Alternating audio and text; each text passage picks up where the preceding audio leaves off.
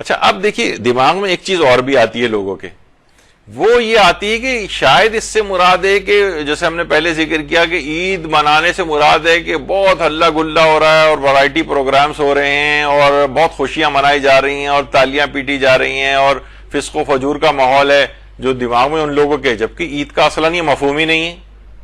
عید کے اگر آپ عید کے اعمال، شب عید کے اعمال دیکھیں، روز عید کے اعمال دیکھیں، اس میں وہی عبادتیں ہیں، وہی ہیں، بہت ہوا تو اپنے آپ کو خوشبو لگا لو، اچھے کپڑے پہنو اور اپنے رشتہ داروں سے ملنے کے لیے جاؤ اور ان کے ساتھ مثلا کھانا پینا کچھ کر لو، یعنی اس کے اندر تو دیکھا جائے تو وہ فسق و فجور کا وہ ہے بھی نہیں۔ جب ہی امام حسن مجتبیٰ علیہ السلام نے عید کے دن اللہم صلی علی محمد وعلی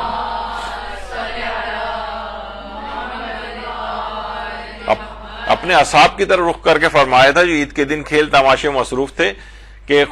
لوگ، تو امام نے اپنے اصحاب کی طرف رخ کر کے فرمایا کہ خدا نے ماہ رمضان کو اپنے بندوں کے لیے مقابلے کا دن قرار دیا تاکہ خدا کی اطاعت کرنے کے ذریعے رضا الہی کی طرف ایک دوسرے سے سبقت لے جائیں۔ ایک گروہ آگے نکل کے مقابلہ جیت جاتا ہے، ایک گروہ پیچھے رہ کے ہار جاتا ہے۔ بس آج جبکہ نیکی کرنے والے جزا پاتے ہیں، کوتاہی کرنے والے ناکام ہوتے ہیں۔ ایک ایسے دن مجھے اس کھیل تماشے میں مصروف لوگوں کی ہنسی پر تعجب ہوتا ہے۔ خدا کی قسم اگر پردہ اٹھ جائے تو نیکی کرنے والے اپنے نیک کاموں میں مشغول ہوں گے جبکہ بدکار اپنی بدکاری میں گرفتار ہوں گے۔ یعنی امام نے اس دن بھی لہو و لعب کے اندر گرفتار ہونے کو منع کیا ہے، یہ قطع نظر اس بات کے یعنی کہ اس دن غم کا دن ہے نہیں ہے، یعنی خوشی بھی اگر منائی جا رہی ہے تو لہو و لعب، فسق و فجور، گانے بجانے، ڈانس اور ٹی وی پہ اور جس انداز کے پروگرام جو ہے وہ آ رہے ہوتے ہیں فسق و فجور سے بھرپور، یعنی وہی اداکار ہیں اور اداکار جس سے پہلے جو ہے وہ اسلام کا دم بھر رہے تھے، وہ بالکل اس کے بالکل برخلاف اگلے دن ہی ایک انقلاب رونما ہو جاتا ہے اور ایک دوسری شکل میں نظر آ رہے ہوتے ہیں۔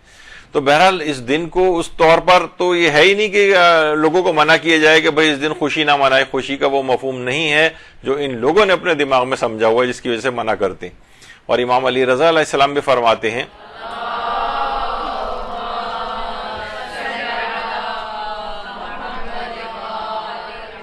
کہ یوم فطر کو یوم عید اس لیے قرار دیا گیا کہ اس میں مسلمانوں کا اجتماع ہوتا ہے، وہ مجتمع ہوتے ہیں، خدا کی خوشنودی کے لیے نکلتے ہیں، اللہ نے جو ان پر احسان کیا اس پر اس کا شکر ادا کرتے ہیں، اس لیے یہ یوم عید، یوم اجتماع، یوم فطر، یوم زکوٰۃ، یوم رغبت اور یوم تضرع،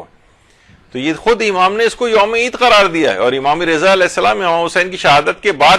کتنے طویل عرصے بعد آئے ہیں، تو اگر اس کے بعد کوئی عید ہی نہ ہوتی تو امام کیوں کہتے کہ یہ یوم عید اس وجہ سے قرار دیا گیا ہے؟ اور امیر المومنین یہ بھی فرماتے ہیں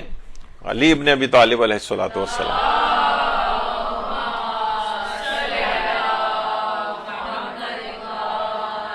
کہ عید اصل میں فقط اس کی ہے جس کے روزوں کو اللہ نے قبول کیا اور نماز کی قدردانی کی ہو، اور دن کوئی بھی ہو جس میں اللہ کی نافرمانی نہ کی جائے وہی روزہ عید ہے۔ تو اس میں اس لحاظ سے تو مخصوص عیدیں بھی نہیں رہیں، ہر وہ دن بھی عید کا دن قرار پا جائے گا جس دن کوئی گناہ نہیں کیا اس نے۔ تو یہ تو اور زیادہ عام ہو گئی، اور کتنی مشہور ترین یہ والی حدیث ہے، اس میں امام نے ہر روز روزہ عید قرار دیا، ہر وہ دن خوشی کا دن ہے۔ اور یہ بھی فرمایا کہ عید کا دن اس کے لیے نہیں ہے جس نے جدید لباس پہنا، بلکہ حقیقت اس کے لیے جس نے آج کے دن اپنے آپ کو خدا کے عذاب و غضب سے بچا لیا۔ جب یہ علامہ اقبال کا شعر بھی لکھا ہے نیچے، پیام عیش و مسرت ہمیں سناتا ہے، ہلال عید ہماری ہنسی اڑاتا ہے۔